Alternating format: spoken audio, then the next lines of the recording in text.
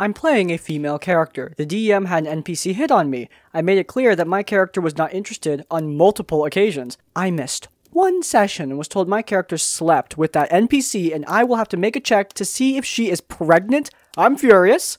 I asked if he was serious, and he said yes. I told him that it was wrong to do that to someone's character. He said something about alcohol being involved and then left. I'm planning to quit the campaign. What would you do?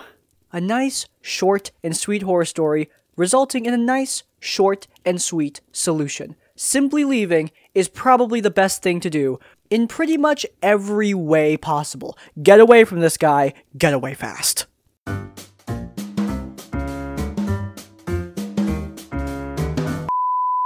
I think I found the pinnacle problem of Dungeons and Dragons. I have officially reached critical mass on my dice collection. I don't even know where to go from here. Where else can I find beautiful dice or even adventures so I can actually use those dice in my game? Why, Only Crits Dice, of course. This video is sponsored by Only Crits Dice. On their website, you can pick up a variety of incredible, beautiful, geometric, random number generators for your Dungeons and Dragons games. If you want an example of how beautiful their work really can be, look no further than these dice that they sent to me. This amazing mauve shimmer metal dice set goes great with my D&D character, Caroline. On the other hand, this Wizard's Phylactery set works great with me as a dungeon master. Every time I roll a natural 20, the skull in the center, well, it does mean death for the players. They even sent this dragon scale dice as a surprise, and it was a pleasant surprise indeed. Now, I understand that many of you have too many dice already, as hard as that is to believe. Well, Only Crits still has you covered. They have multiple high-quality adventures available for download on their website. If you're interested, head down into the description down below where you can pick up your beautiful dice from Only Crits. As always, supporting our sponsors does support us, and without further ado, I'm going to turn back into an animated rat so that we can get back to the video. This is a sad story. When the pandemic lockdown started 2 years ago, myself and a group of friends took the opportunity to play D&D over Discord and Roll20. We had tried playing online in the past, but didn't really get into it. Now, with everyone forced to stay at home, it seemed like the perfect time to give it another go. The party consisted of DM, a longtime friend and a forever DM of the group, really chill guy with an aversion to conflict. Rogue, a friend of the DM with a kid and a happy-go-lucky attitude. Bard, another friend of the DM, rather argumentative and with a kind of dark sense of humor. Druid, a female friend of the DM that tried to mediate everything. And Barbarian, myself. Despite having played many RPGs in the past as a group, none of us had ever tried Dungeons and Dragons, so we decided to experiment and see where it led us. The first sessions were a blast. We had known each other for years, and the group dynamic was just as good online as it was in person. Moreover, Dungeons and Dragons turned out to be really easy to understand, and Roll20 was intuitive and allowed us to come up with stupid, funny stuff on the spot. This was a lighthearted campaign, and having fun was the most important aspect of the whole thing, and we did have fun. So much, in fact, that we played twice a week, 3 hours each time. It was awesome. And then something happened. Our DM had been snooping around Twitch and realized that people over there were streaming their sessions, and he proposed we do the same. I was hesitant. I've been known to get into group projects where I end up working more than my peers, and I knew keeping a channel running was going to require a lot more effort from all of us. How much time do we really have? I asked. DM and Druid were unemployed, Bard had a part-time job, and Rogue and myself had full-time jobs. Rogue was quick to add, I can only commit to playing, I can't do anything else with a kid and wife and all. We understood and agreed he being there would be enough. The rest all decided they would commit as much time as possible in order to keep the channel up. Well, as long as we all chip in, I said, and jumped on. Big mistake. We decided to split responsibilities as follows. DM would be in charge of just DMing, since that was enough effort. Bard would be in charge of everything stream-related, which included broadcasting and platform management. Druid would be in charge of social media and uploading content to YouTube, and I would be in charge of managing the virtual tabletop we would all use to play our games. So that brings us to our first big decision. What VTT were we going to use? I noticed most people played on Roll20 or something similar, which wasn't really visually engaging, so we went with Tabletop Simulator, which allowed for a fully customizable map with 3D environments and assets. On paper, this sounded great, but with time, we would learn it had some major drawbacks. Since not everyone had money to buy the game, Rogue and I split the bill and bought a 4-person pack so everyone could play. Well, all except for Druid, who had a PC from 1998 and couldn't run the program at all, but I'm getting ahead of myself. Once we all had the software, it was time to start using it, and that's where my job came in. You see, I was supposed to figure out how we could run a D&D game on Tabletop Simulator, which was sort of easy using mods, but also kind of hard, since most mods had a lot of random stuff we didn't want or need for our game. So, with some help from the rest of the team, we started the strenuous process of going over the entire list of mods for TTS, which is extensive, checking what would be of use and what wouldn't be of use. After a long time, we finally decided on a table with some 3D pieces, tokens, character portraits, etc. The only thing left to figure out was the maps, and oh boy, let me tell you about the maps. There are many map systems in TTS, some with pre-made maps, some 2D, some 3D, but we wanted our own maps to play in, so I became the de facto map maker of the group. This meant I had to create 2 types of maps, an overworld map that would update after each session, as well as session arenas, which were maps of particular arenas or zones where most of the battles would take place. To say I underestimated this task would be an underestimate. I didn't know the first thing about creating maps, much less for Tabletop Simulator, so I had to teach myself everything. From what software to use, to how to find images, to how to use 3D assets, to how to create 3D landscapes, to how to import the final project into TTS, etc.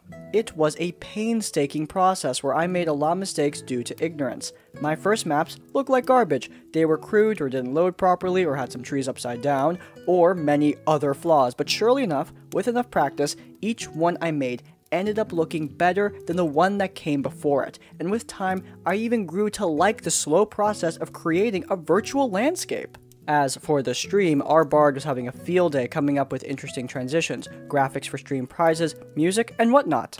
However, there were 2 issues pertaining to his job performance. First, he was never on time. We had set a schedule beforehand, and almost always, he was the last one to arrive, usually in a hurry. He never explained why or excused himself. Apparently that's just how he rolls in life.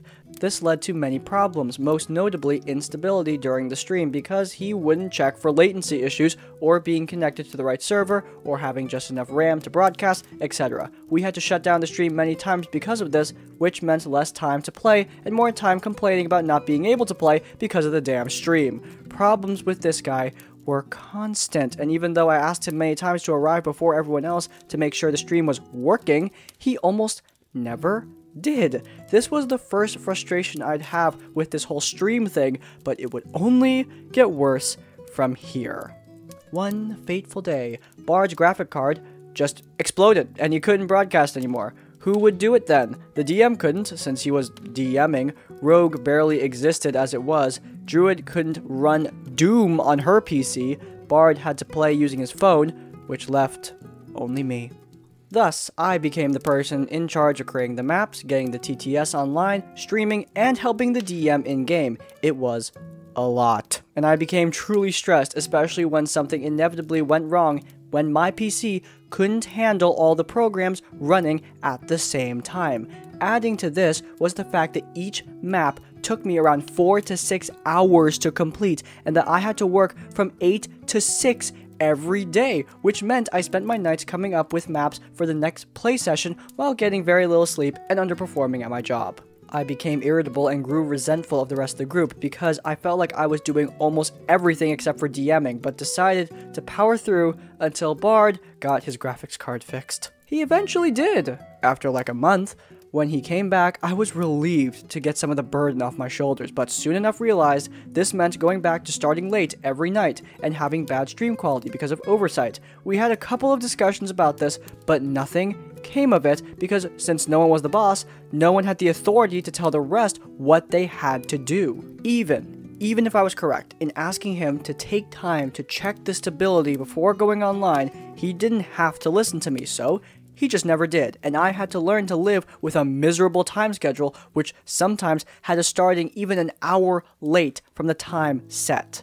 You know why this irritated me so much? Because unlike him and most of the others, my free time was extremely limited, and having to wait around for him to show up, or have him take down the broadcast to just end up looking at our faces while trying to come up with a witty banter for the chat, it simply wasn't how I wanted to spend my Friday nights.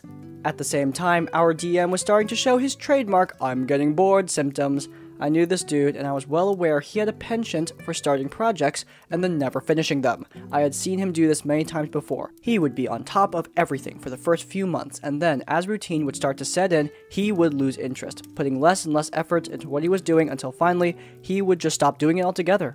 The way he acted this out on us was simply by canceling the sessions minutes before going on the air, or, on a couple of occasions, canceling while we were live. Whenever this happened, I became extremely sad and incredibly upset because this was supposed to be my night out. I took time off my schedule each week to be there to play, juggling life and work responsibilities, which was never easy. And for what? For him to cancel at the last minute because he's just not feeling it tonight? So, we're 6 months in, and Bard is never on time, DM is getting bored, and I'm both exhausted and angry. Rogue and Druid, since they have the least amount of responsibilities, are not experiencing any of this, and are more or less spectators to the whole thing. However, it's clear things need to change, so we meet up and come up with the following solution. Instead of playing D&D twice a week, we'll just play once on the weekend and use the second session to stream random stuff while rotating the person in charge. That way, we could all try things. This was a great idea because it allowed us to do different stuff and not be so dependent on the DM. Also, it meant less map making for me. During this period, we did many different things. We played other TTRPGs, board games, tried some D&D one-shots, even played with other Twitch personalities or just hung out and watched old cartoons. However, after a couple of months, it became apparent the issues remained unsolved. On one occasion, I got visibly upset when Druid canceled a few days before I wanted to try a 4-player board game, which led me to say, "Okay then, we cannot play." Bard understood me as canceling the whole session and went on the offensive, accusing me of making unjustified decisions by myself.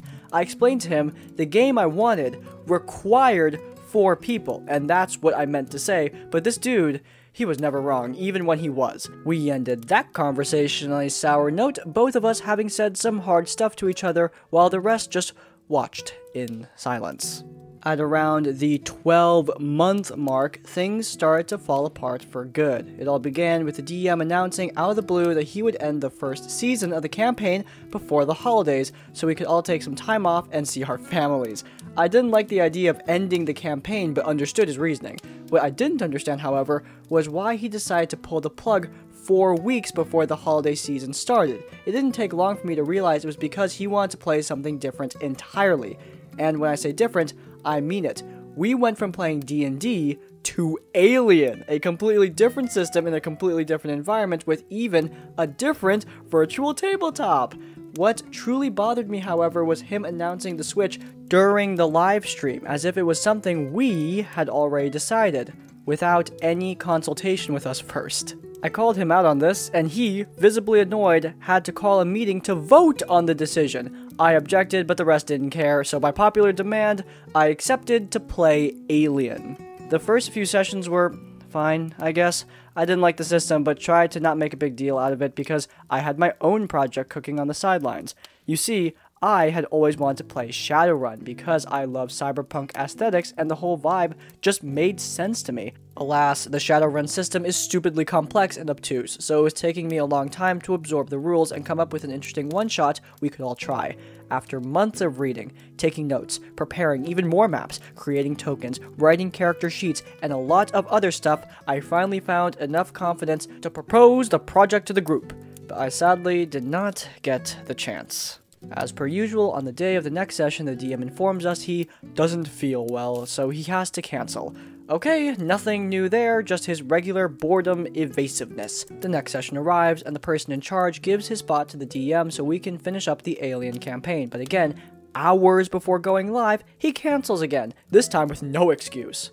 After the third time rolled around, I woke up to a massive wall of text on the WhatsApp chat that basically said something along the lines of, I won't be able to make it tonight because I have a birthday and I want to party. Also, I don't like how the campaign turned out, so I'm pulling the plug on it. Finally, I will not be able to attend any more sessions because I will be leaving for the countryside in a couple of days with my family. Bye. This shook me. I never expected the DM to simply vanish out of thin air like that, leaving everything inconclusive. I told him a little heads up would have been nice, considering we shared a project and all, and asked him what we should do with the channel. He said we could continue playing without him or not play at all. He doesn't care. I was fuming at his lack of accountability and nonchalant attitude, like this didn't concern him at all, like this was an annoyance he just had to get rid of before moving on with his ever so important life. I felt betrayed and tossed aside, as if all the work I had put into this project had meant absolutely nothing. On the day he bailed out on us, my Steam account showed I had spent around 400 hours on Tabletop Simulator, and that's not even counting the ludicrous amount of time I spent on other editing softwares. We didn't really know what to do. The DM assured us he would return in a couple of months, so we finally decided to keep the channel on hiatus until he came back and play something else while we waited. That's when I made my pitch to try Shadowrun, and the 3 others accepted. During the next 4 weeks, we played a mini campaign with me as DM that ended up being a lot of fun. Maybe because we didn't stream it! However, after 3 months with no news, we decided it was time to meet again and make a final decision regarding the channel.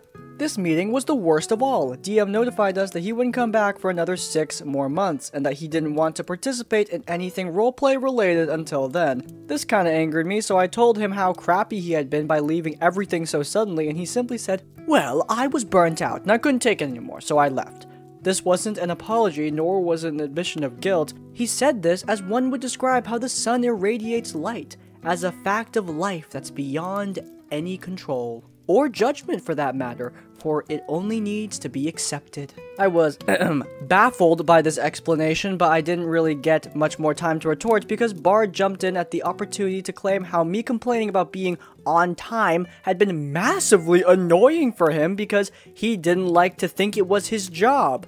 But it was a job, I exploded. At least it was for me. I spent hours upon hours upon hours preparing everything for each session, and you didn't even know it. Did you ever arrive at a game where I didn't have a map ready for all of us to play in? No, because I organized my time and made sure to always comply with my responsibilities to the group. I only asked for you to give back the same I gave to you, but you never did.